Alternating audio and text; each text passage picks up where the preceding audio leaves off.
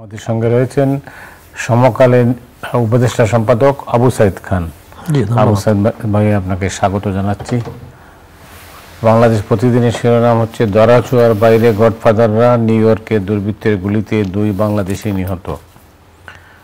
Ittefaq, hit স্ট্রোকে একদিনে 17 জনের মৃত্যুর রেকর্ড, চলছে আচরণবিধি লঙ্ঘনের মহোৎসব।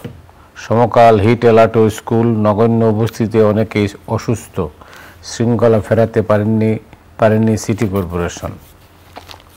মানবজমিন, কোন পথে অর্থনীতি, মাত্রা চেয়ে তাপ বেশি অনুভূত, হিটস্ট্রোকে আরও 7 জনের মৃত্যু, 5 জেলা স্কুল কলেজ বন্ধ ঘোষণা। কালের কণ্ঠ, চাপে ব্যবসা, মূল্যস্ফীতিতে উস্কানি। উচ্চতাপে সড়কের স্থায়িত্ব বাড়াতে পলিমার বিটুমিন ব্যবহারের তাগিদ। কালবেলা 5 জেলার ভূমি জরিপ, 61 জেলার টাকায় ইউসিবির সঙ্গে একীভূত হবে না ন্যাশনাল ব্যাংক। যায় দিন গরমে বিপর্যস্ত শিক্ষার্থীরা, তাপমাত্রা বেড়েছে আরও 3 দিনের সতর্কবার্তা। দেশ রূপান্তর, সব কর্তাই মন্ত্রী সচিবের আত্মীয়। কয়েক বিলিয়ন ঋণ, সুদের চাপ। খবরের কাগজ, খাদ্য ওষুধে ভেজাল, মহা বিপদে জনস্বাস্থ্য। অবৈধ বিদেশি, কঠিন হচ্ছে ভিসা নীতি। করতোয়া উদ্বিগ্ন শিক্ষার্থী, অভিভাবকরা। রোমায় সেনা অভিযানে 2 KNF সদস্য নিহত। Business standard, heat waves keep students away, low attendance, illness plague, school reopenings. School খোলার মধ্যে কি যে আনন্দ এই হিট স্ট্রোকের মধ্যে, এটা তো একটা কাগজও ভালো শিরোনাম দেখলাম না। প্রত্যেকটা কাগজই হচ্ছে নেতিবাচক শিরোনাম। তার কারণটা হচ্ছে যে এই 3 দিনের অ্যালার্ট দেওয়া হয়েছে, এর মধ্যে স্কুল খুলে দেওয়া হয়েছে, অনেক জায়গায় স্কুল বন্ধ হয়ে গেছে, অনেকে এবার অসুস্থ হয়ে পড়েছে। আপনি কিভাবে দেখছেন? এটাও আমিও কোনো যুক্তি খুঁজে পাই না যে কেন স্কুলগুলো খোলা হলো। এবং অনেক জায়গা মাধ্যমিক স্কুল বন্ধ আছে কিন্তু প্রাইমারি স্কুল খুলে দিয়েছে, যেখানে আরো বাচ্চারা পড়াশোনা করে। তো বিশেষ করে সকালের শিফটে তো অনেক সময় সহনীয় হলো, যেটা ডে শিফট, যেটা 10টার পরে হয়, দুপুরে যে শিফট হয়, তো সেই শিফটে তো অসহ্য ব্যাপার। তো আমরা সেগুলোকে বিবেচনায় রাখছি না। তো তারপরে তো অনেক জায়গায় ফ্যান নেই। তো এমনকি গ্রামে বহুত স্কুল আছে এখনো টিন শেড, টিনের উত্তপ্ত অবস্থা, তার মধ্যে তাদের ক্লাস করা খুব কঠিন ব্যাপার। এমনকি শহরের স্কুলগুলো তো বাতাস নেই ইত্যাদি। তো এখানে হচ্ছে যে আমাদের যে এই তাপদাহ, এটা একটা ভূপ্রাকৃতিক কারণ আছে। কিন্তু প্রশ্ন হচ্ছে যে 40-42-এ পৃথিবীর বহু শহর, সেটা কিন্তু সহনীয়, কিন্তু আমাদের এখানে কেন বেশি ফিল হয়? এই বেশি অনুভূত হওয়ার কারণটাও কিন্তু আমাদের খতিয়ে দেখা দরকার। এর কারণটা হচ্ছে যে আমরা শহরের গড়ার নামে মানে ইট পাথরের কংক্রিটের জঞ্জাল তৈরি করেছি, এবং এই জঞ্জালের এই সিমেন্টের পিঞ্জেরার মধ্যে হলো আমাদের বসবাস। তো এই জায়গাটাকে আমরা আমাদের পরিবেশকে ধ্বংস করেছি। এখানে আমাদের বাতাসে সবুজের ছোঁয়া নাই, পানির ছোঁয়া নেই। তো যে কারণে এটা বেশি অনুভূত হয়। তো এই অপরিকল্পিত নগরীর কারণে, এবং আমরা আরেকটা স্লোগান দিচ্ছি ইদানিং, এটাও আমি কোনো অর্থ খুঁজে পাই না, যে গ্রাম হবে শহর। তা আমি বরং উল্টোটা বলতে চাই, শহর হবে গ্রামের মতো, অর্থাৎ এখানে খাল থাকবে, জলাশয় থাকবে, সবুজ থাকবে। কিন্তু ঢাকা শহরে তো এটা কল্পনা করা যায় না। একসময় তো অর্ধ খাল ছিল, এমনকি সাম্প্রতিককালেও চিহ্নিত যে 23টা খাল ছিল, কিন্তু সেগুলোর অস্তিত্ব বিলুপ্ত হয়। তো উল্টা পাল্টা দালান কোঠা গড়ে উঠেছে, বাতাসের প্রবাহ বাধাপ্রাপ্ত হচ্ছে। যেমন ধরুন, গ্রামেও একসময় মানুষের ভিতর ধারণা ছিল যে কোন পাশে কোন মুখ ঘর তুলবে, যে পূর্বমুখ এবং পশ্চিমমুখ ঘর তুলবে যাতে বাতাস আসে, সামনে ছায়া গাছ থাকবে, পুকুর কিংবা নদীর পাড় থেকে মানে পানির ছোঁয়া বাতাস এসে গায়ে লাগবে। কিন্তু সেগুলো, সেই কৃষকের সন্তান আমরা এমন নগর গড়ে তুলেছি যেখানে সবুজের ছোঁয়া নেই, যেখানে পানির ছোঁয়া নেই। তো এই জায়গাগুলোকে তো আমরা অ্যাডজাস্ট না করলে তো এখানে এই 40-42-এ এটা বিপর্যয় নেমে আসে, এবং এই ধরনের হিট স্ট্রোক দেখা দেয়। তো আমার কাছে বক্তব্য হচ্ছে যে প্রাকৃতিক সব কারণের উপর আমাদের হাত নাই, কিন্তু আমরা আমাদের পরিবেশটাকে তো মানুষের বসবাসযোগ্য করে রাখবো, বাসোপযোগী করে রাখবো, কিন্তু সেই কাজটা তো আমরা করছি না। আমরা কোনো রকম কোনোভাবেই যে দালান কোঠা গড়ে বাস করতে চাচ্ছি এবং এই পিঞ্জিরাটাই আমাদের জীবন, তার বাইরে রাস্তা কিংবা তার পাশের দিকে আমরা খেয়াল রাখছি না। না, কিন্তু প্রশ্নটা হচ্ছে যে এইসব সব তো আমরা জানি, কিন্তু এর মধ্যে এই যে স্কুল বন্ধ খোলা আবার বন্ধ এই যে অবস্থাটা, এটা এই ধরনের হঠকারী সিদ্ধান্তের অর্থ কি? এর সিদ্ধান্ত হচ্ছে টেবিলে বসে সিদ্ধান্ত গ্রহণ করা হয়। যারা সিদ্ধান্ত গ্রহণ করেন তারা এই বাস্তবতাকে উপলব্ধি করেন না, তো তা না হলে এটার তো কোনো কারণ খুঁজে পাই না আমরা।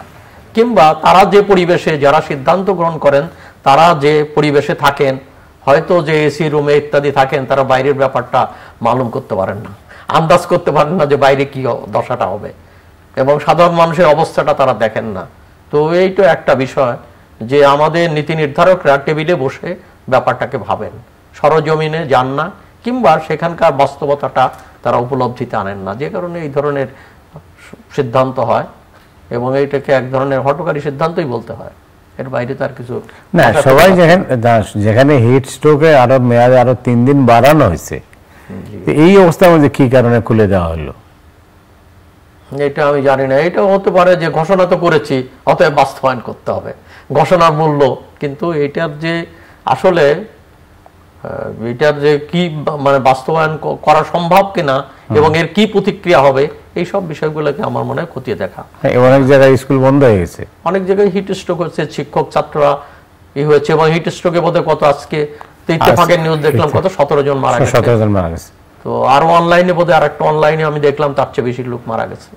তো এই হচ্ছে অবস্থাটা, এই হলো পরিস্থিতি। যাই হোক, আমি যেটা দেখলাম যে অর্থনীতির উপরে, অর্থনীতি কোন পথে, আপনি জানেন যে কয়েক বিলিয়ন ডলার ঋণ সুদের চাপ আসছে, মূল্যস্ফীতি বাড়ছে, তারপরে আপনি নিশ্চয়ই দেখেছেন জিডিপি প্রবৃদ্ধি কমছে, তারপরে কোনো অবস্থাতেই রিজার্ভের টান কমছে না, এসব মিলিয়ে কিন্তু অর্থনীতির উপরে একটা চাপ আছে। আপনি কিভাবে দেখেন? না, এখন হচ্ছে যে অর্থনীতি আমাদের যে পরিকল্পনা, যে আমরা অর্থনীতি মানে হচ্ছে নগরায়ন, মেগা প্রজেক্ট ইত্যাদি করছি, মানে আমাদের অর্থনীতিটা জীবনমুখী না, যে জীবন মানের উন্নয়নের জন্য আমরা এইদিকে খেয়াল করিনি। এবং অনেক প্রজেক্ট গড়ে তোলা হয়েছে, হয়তো কিছু কিছু প্রজেক্ট দরকার ছিল, অবকাঠামো দরকার ছিল, কিন্তু সবগুলোই যে সবসময় দরকার ছিল এমন ব্যাপার না। অনেক অবকাঠামো গড়ে তোলা হয়েছে যা রিটার্ন আসবে না এবং সময় উপযোগী না, অর্থাৎ ফান্ডারদের আমরা বিদেশিদের টাকা আশ্বাসের সঙ্গে সঙ্গে আমরা সেই সমস্ত প্রজেক্টগুলো করেছি। তো এগুলোকে যথেষ্ট এটা নিয়ে গবেষণা করা হয়নি। তো এবং এই টাকা আমরা পরিশোধ করতে পারবো কিনা সেটা, এবং ক্রমেই তো চাপ বাড়তে থাকবে, ঋণ শোধের চাপ বাড়তে থাকবে, এবং এটা কি করে মোকাবেলা করা হবে আমরা জানি না। কিংবা যারা মনে করেছেন যে তার সময়টা, এখন তো তার সময় না, এই গভর্নমেন্ট তো দীর্ঘদিন ধরে আছে, হয়তো বা এই গভর্নমেন্ট আরো সময় থাকবে, কিভাবে এটাকে মোকাবেলা করবে এটা ভাবার দরকার। এবং এখন তো ঋণ নিয়ে ঋণ পরিশোধ হচ্ছে, ঋণ পরিশোধ করার জন্য ঋণ নেওয়াটা জরুরি হয়ে পড়েছে। মানে আপনার কাছে মানে ঋণ মনে করেন, মানে আমার কাছে আপনি ঋণী, তো আপনি আরেক জায়গা থেকে ঋণ আপনাকে পরিশোধ করছে, এইটা কতদিন চলবে? এটা খুব ভয়াবহ রূপ নেবে। এবং আমাদেরকে দুটো জিনিস খেয়াল রাখা দরকার। আমাদের তো অতি সাম্প্রতিক সময়ের একটা অভিজ্ঞতা হচ্ছে শ্রীলঙ্কার অভিজ্ঞতা।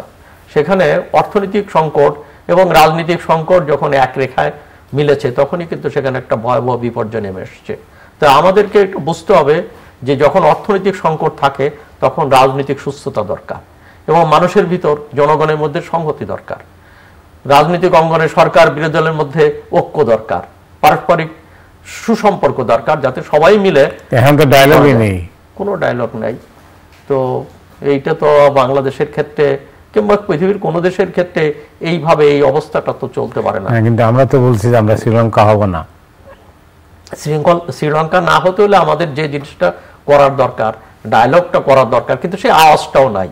যেমন তবুও পাকিস্তানের ব্যবসায়ী, পাকিস্তানের চেয়ে অনেক ক্ষেত্রে আমরা এগিয়ে আছি, কিন্তু একটা জিনিস হচ্ছে পাকিস্তানের ব্যবসায়ীরা, এক ব্যবসায়ী নেতা তারা পরামর্শ দিয়েছেন যে বিরোধী দলের সঙ্গে বসেন, সম্পর্কটা উন্নয়ন ঘটান, কিন্তু আমরা তো সেই পরামর্শ দেওয়ার ও তো আমাদের সাহস নাই। আমরা সবই তো প্রশংসা করছি যে এটা যে একটা সরকারকেও যে একটা সুপরামর্শ দেওয়া হবে, সেই লোকগুলোও তো কমে গেছে। এখানে সিভিল সোসাইটির ভয়েস নেই, নাগরিক সমাজের কোনো ভয়েস নেই, ছাত্ররা তো নেই, মিলিয়ন ডলারের প্রশ্ন, যে নাগরিক সমাজের ভয়েসটা নেই কেন? নাগরিকরা আমরা এখানে দলের লেজুর হয়েছি, বিএনপির সময় বিএনপির লেজুর, আওয়ামী লীগের সময় আওয়ামী লীগের লেজুর হয়েছি। তো এখানে যে বুদ্ধিভিত্তিক জায়গাটা যে দরকার, যে সেই ধরনের মানুষের সংখ্যা কিন্তু দিন দিন কমে যাচ্ছে। এখানে এক ধরনের ভোগবাদী অর্থনীতিতে আমরা সবাই গা ভাসিয়েছি, এবং তার উজানে যে কিছু মানুষ কণ্ঠ সোচ্চার করে, সত্য কথা বলে, সেই ধরনের সত্য কথা বলার মানুষ কমে গেছে। এর কারণটা হচ্ছে, হ্যাঁ, অনেকে ভয়ভীতির কথা বলে, তবে আমার কাছে মনে হয় হ্যাঁ ভয়ভীতি আছে, কিন্তু তার চেয়ে বেশি আছে সুবিধা পাওয়ার আকাঙ্ক্ষা, যে কিছু প্রাপ্তি আর প্রত্যাশা। প্রাপ্তি, এই যে এই পাওয়ার আশায় তো আমরা বিভিন্ন করছি। দল করতে পারে, দল করার রাজনীতি তো করতেই পারে, বুদ্ধিজীবীরা কি অসুবিধা নেই, কিন্তু লেজুর ভিত্তি করা, দলের লেজুর ভিত্তি করা। আপনার সাংবাদিক যদি তার পেশার জায়গা ছেড়ে, সে আওয়ামী লীগ বিএনপি যাই করুক, কিন্তু তার পেশাগত দায়িত্ব যদি পালন না করে, পেশার ক্ষেত্রে যদি তার নিরপেক্ষতা বজায় রাখতে না পারে, তাহলে কি হবে? যে সাংবাদিকদের কথা বললেন, আপনার অভিজ্ঞতা কি? না, সাংবাদিকরাও পথ হারিয়েছে, এবং সাংবাদিকরাও তাদের দায়িত্ব স্ব অবস্থান থেকে দায়িত্ব পালন করছে না। তো তারা কেউ বিএনপি হয়ে গেছে, কেউ আওয়ামী লীগ হয়ে গেছে। আর বিএনপি তো আর নাই, মানে বিএনপি ক্রমেই তাদের কমে যাচ্ছে, কারণ ম্যাক্সিমাম সরকারপন্থী হয়ে গেছে। যে সরকার আসছে সেই সরকারের সঙ্গে বেশিরভাগ লোক কণ্ঠ মিলাচ্ছে, এবং সত্য কথা বলার যে সাহসী স্পর্ধা, তো সেটা তো আমরা দেখছি না। আমরা যেটা দেখতাম, যে আগেও আমরা 60-এর দশকে যে সাংবাদিকদের যে কণ্ঠ দেখেছি, যে ধরনের বক্তব্য, মানিক মিয়া, তো পরে 70-এর দশকেও ছিল, তো নির্মল সেন, ফয়েজ ভাই, তারা যেভাবে লিখতেন, যেভাবে তাদের কণ্ঠ সোচ্চার ছিল, আজকে সেই ধরনের সোচ্চার কণ্ঠ তো আমরা দেখি না। সবাই যেন নিজেকে নিয়ে ব্যস্ত হয়ে পড়েছে, কিংবা গা বাঁচানোর নীতি গ্রহণ করেছে, কিংবা বাধ্য হচ্ছে, উপায়ও নাই। ফয়েজ ভাই লিখেছিলেন যে সত্যবাবু মারা গেছেন। জি, তো এই লেখার লোক নাই তো? না, এটা লিখেছিলেন নির্মলদা, লিখেছিলেন যে স্বাভাবিক মৃত্যুর গ্যারান্টি চাই, সেই লেখার লোকও নেই। তো আর সেই লোকগুলোকেও যে ধরনের সম্মান কিংবা যে মর্যাদার জায়গায় রাখার দরকার সোসাইটি, সেই জায়গাও রাখছে না। যে কারণে যেখানে গুণীর কদর হয় না, সেখানে গুণী জন্মেও না। তো আমাদের সোসাইটিতে গুণীর কদর হয় না, এবং যে কারণে এখানে গুণী এবং সেই ধরনের সাহসী মানুষ, তাদের উত্থানও ঘটছে না। দুর্ভাগ্য। বাংলাদেশ প্রতিদিনের একটা শিরোনাম আছে, ধরাছোঁয়ার বাইরে গডফাদাররা। সেটা হচ্ছে মাদক ব্যবসায়ীদের খবর, মাদকের উপরে রিপোর্ট করেছে। সেই রিপোর্টে হলো ধরাছোঁয়ার বাইরে গডফাদাররা। মাদকের অবস্থাটা কি? মাদক তো ভয়াবহ অবস্থা। মানে কি, এখন তো যেসব নাম শুনি, একসময় মাদক মানে আমরা আমাদের কলেজ লাইফে শুনতাম মাদক মানে বড় জোর গাঁজা ইত্যাদি, এই ধরনের ব্যাপারটা ভেষজ বিষয়। তো এখন তো কি আইস আরো সব হিরোইন ইত্যাদির যুগ তো বোধহয় শেষ হয়ে গেছে। এখন শুনি যে আইসের যুগ ইত্যাদি, যে নতুন নতুন সব আসছে, এবং বাংলাদেশে একটা রুটও বটে, এবং এইটাকে মিয়ানমার ইত্যাদি থেকে বাংলাদেশ হয়ে বিভিন্ন জায়গা মাদক পাচারও হয়, এগুলো শোনা যায়। তো সেই জায়গাগুলো তো আমাদের জন্য খুবই দুর্ভাগ্যজনক, এবং তরুণ সমাজ তো আক্রান্ত হয়ে পড়েছে। এবং আরেকটা হচ্ছে যে এই মাদকটা একসময় শহরে বগাটে যুবকদের মধ্যে এগুলো ছিল, এখন তো এটা গ্রামেও চলে গেছে, সারা দেশে ছড়িয়ে পড়েছে। এমনকি যেসব বিশ্ববিদ্যালয় ইত্যাদি যে শিক্ষিত ছেলেমেয়েরাও, তারাও মাদকে আক্রান্ত হচ্ছে। তো এই সংখ্যা তো দিন দিন বাড়ছে, এবং এরপর খুব যথেষ্ট জরিপ টরিপও নেই যে আমাদের কত লোক মাদকে আক্রান্ত। সঙ্গে যারা নেপথ্যে কি করছেন, গডফাদার যারা, তাদের ব্যাপারে তো আপনি নিশ্চয়ই জানেন। তো তাদের তো ধরা যাচ্ছে না, তারা তো চিহ্নিত। অনেক সময় যে অভিযান হয়ে ক্যারিয়াররা ধরা পড়ে, বাহকরা ধরা পড়ে, কিন্তু গডফাদাররা তো ধরা ছোঁয়ার বাইরে।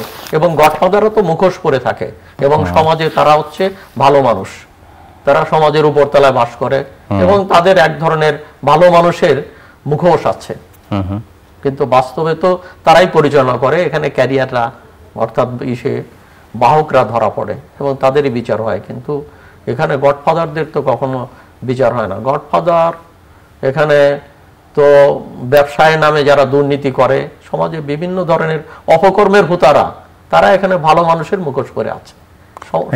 রাজনৈতিক কারণ এর সামাজিক, এখানে তো সবকিছুই তো, রাজনীতি তো সবকিছুরই হচ্ছে নিয়ন্ত্রক। যেমন সমাজের অর্থনীতি, ব্যবসা বাণিজ্য, সংস্কৃতি সবকিছুরই মূল চালিকা শক্তি হচ্ছে রাজনীতি। যেখানে রাজনীতি ঠিক থাকলে অনেক কিছুই ঠিক হয়ে যায়, এবং রাজনীতি সবকিছুকে প্রভাবিত করে মানুষের। এই যে ধরুন আপনি যেটা বললেন যে সংবাদপত্রের স্বাধীনতা, তো এখানে যদি রাজনীতি ঠিক থাকে, রাজনীতি যদি ভারসাম্য থাকে, তাহলে কিন্তু সংবাদপত্র এবং সাংস্কৃতিক কর্মকাণ্ড সেগুলোও কিন্তু জোরদার। রাজনীতি তো নাই, রাজনীতিতে এই যে ভারসাম্যটা দরকার। যেমন প্রকৃতিতে যখন ভারসাম্য না হলে বিপর্যয় আসে, তো রাজনীতিতেও ভারসাম্য না হলে তো বিপর্যয় আসে। একদলীয় ব্যবস্থা, শক্তিশালী ব্যবস্থা করা যায়, বেনেভোলেন্ট ডিক্টেটরশিপ বলে একটা কথা আছে, তো সেইটা কিন্তু কোনো স্থায়ী সমাধান দেয় না। এখানে সরকার এবং বিরোধী দল দরকার, সমালোচনা দরকার, সমালোচনাকে স্বাগত জানাতে হয়, সমালোচকদেরকে বন্ধু হিসাবে গ্রহণ করতে হয়। সেটা না হলে তো তার রাজনীতি বিকশিত হয় না, এবং রাজনীতি সেই মানে উত্তীর্ণ হয় না। সমালোচনা মানেই তো শত্রু। আমাদের এখানে সমাজে তো তাই হয়ে দাঁড়িয়েছে।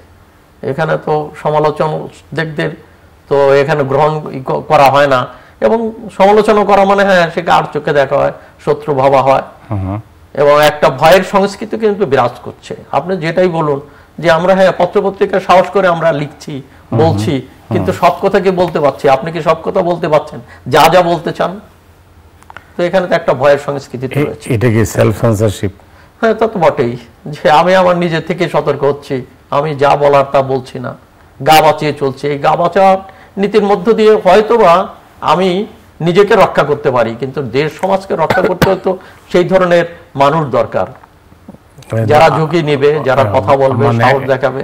মানে এটা তো আখেরে গিয়ে তো দেখা নিজেকে রক্ষা করা যায় না। নিশ্চয়ই না। তাহলে কি করণীয়? তো করণীয় তো একটাই, যে উজানে কিছু মানুষকে অগ্রসর হতে হবে, মানে ডাক শুনে কেউ না এলে একলাই চলতে হবে। যারা যারা মনে করেন যে এটা চলা উচিত, প্রতিবাদ, এই ধরনের মানুষের সংখ্যা বাড়তে হবে এবং এটা বাড়াতে হবে। এছাড়া তো কোনো পথ নেই। কেন, সমাজটা তো আমাদের, দেশটা তো আমাদের। বিদেশে পালিয়ে, হ্যাঁ ঠিক আছে, অনেকেই পালিয়ে যাবে, অনেক যুবকরা পালিয়ে যাবে, দেশ ছেড়ে চলে যাবে, কিন্তু দেশের তো আমাদের এই 17 কোটি মানুষ তো আর দেশ ছেড়ে যেতে পারবে না, তাদের তো এই দেশে বাস করতে হবে। অতএব এই দেশটাকেই মানুষের বাসযোগ্য করে তুলতে হবে, এই দেশটাকেই শিশু নারীর বাসযোগ্য করে তুলতে হবে। মানে এটি হলো অঙ্গীকার হওয়া দরকার। না, কিন্তু আপনি তো এই যে করতে হবে আর করা উচিত আমরা বলছি, এর বাইরে তো আমাদের বলার কিছু নেই। তাইলে তো হইতেছে না। তো এইটাও হওয়ার জন্য তো সেখানে তো রাজনীতি ঠিক করা দরকার, অর্থনীতি ঠিক করা দরকার।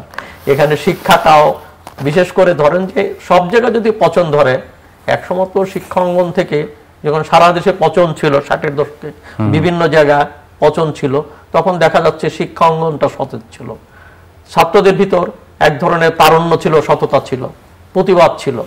কিন্তু এখন তো শিক্ষা অঙ্গনে সেই প্রতিবাদ নেই। আগে তো শিক্ষা অঙ্গনে মানুষের সমস্যা থাকলে, দুর্ভোগ কষ্ট হলে, এমনকি কৃষক পাটের দাম না পেলেও তারা ছুটে আসতেন বিশ্ববিদ্যালয়, এবং শিক্ষার্থীদের, ছাত্র নেতাদের শরণাপন্ন হতেন। তারা মিছিল বের করতো, পাটের ন্যায্য দাম দিতে হবে, কিংবা জীবনের কষ্টের কথা বলার জন্য বিশ্ববিদ্যালয়ে আসতেন। এখন তো বিশ্ববিদ্যালয়ের কাছে মানুষ যায় না, বরং এই ছাত্র নেতৃত্ব থেকে মানুষ যতটা পারে দূরে সরে থাকে। তো এই অবস্থার তো পরিবর্তনটা হওয়ার দরকার।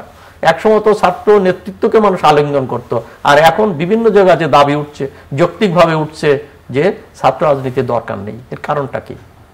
কেন, ছাত্র রাজনীতির নামে যে ভয়ঙ্কর রূপ মানুষ দেখছে, ছাত্র রাজনীতির নামে যে সন্ত্রাস মানুষ দেখছে, যে কারণে তারা বলছে রাজনীতি। আসলে এগুলো তো রাজনীতি না, রাজনীতির সন্ত্রাস। এবং এখানে তো ছাত্র অঙ্গনে ইও হয় না। আগে তো ডাকসু, চাকসু, রাকসুর ভূমিকা ছিল, সেগুলোও হয় না, নির্বাচনই তো হয় না, নির্বাচনই হয় না, সেটি বলছি। যে কারণে ডাকসু, চাকসু, রাকসু নির্বাচন হয় না বলেই সেখানে সাংস্কৃতিক কর্মকাণ্ড হয় না, সেখানে খেলাধুলা হয় না। এবং যে কারণে সেখানে কি করে, ওই যে মাদকের আসক্তি বাড়ে। যখন একটা যুবক সে গান গায়, কিংবা সে কবিতা আবৃত্তি করে, বিতর্ক করে, খেলাধুলা করে, তখন তার ভিতর ওই ধরনের মাদক তাকে স্পর্শ করতে পারে না। আর যখন সে বিচ্ছিন্ন হয়ে যায়, তখন মাদক তাকে স্পর্শ করে, সে মাদক আসক্ত হয়ে পড়ে, কিংবা হতাশ হয়ে যায়। অনেক ধন্যবাদ আপনাকে। ধন্যবাদ আপনাকে। দেশ রূপান্তরের শিরোনাম হচ্ছে ঢাকায় ফিরছে লোডশেডিং, মানে গ্রাম থেকে শহরে ফিরতেছে লোডশেডিং, কি দেখছেন? এটা হচ্ছে যে লোডশেডিংটা তো এখানে তো একটা বৈষম্যমূলক সমাজ, এবং সেই বৈষম্য মানে ধনীর সাথে গরিবের বৈষম্য, সেই বৈষম্য মানে শহরের সাথে গ্রামের বৈষম্য।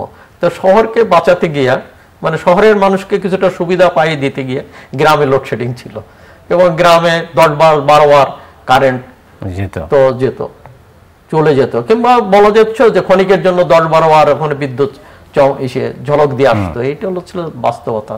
তো এখন হচ্ছে যে মাত্রাটা বেড়ে গেছে, যে কারণে এখন শহরকেও ঢাকায় ফিরে আসছে লোডশেডিং, অর্থাৎ গ্রামে তো আছেই, সেটা ঢাকাও ফিরে আসছে। অথচ আমরা তো যে আমাদের বিদ্যুতে আমরা স্বয়ং সম্পন্ন, এই স্লোগান তো আমরা ধারণ করছি। তাইলে হঠাৎ করে এখানে সংকটটা হইলো কেন? এখানে সংকট তো বহু রকম সংকট হতে পারে। একটা হলো পরিকল্পনার অভাব, আর একটা হচ্ছে এখানে জবাবদিহিতা নেই। তো বিদ্যুতের নামে মানে আমাদের যে সমস্ত প্রজেক্টগুলো ছিল সেগুলো অনেকটা ভোতা হয়ে গেছে, কিংবা আমরা টেম্পোরারি তো কিছু প্রজেক্ট নিয়েছি যেগুলো এখন আর কার্যকর হচ্ছে না।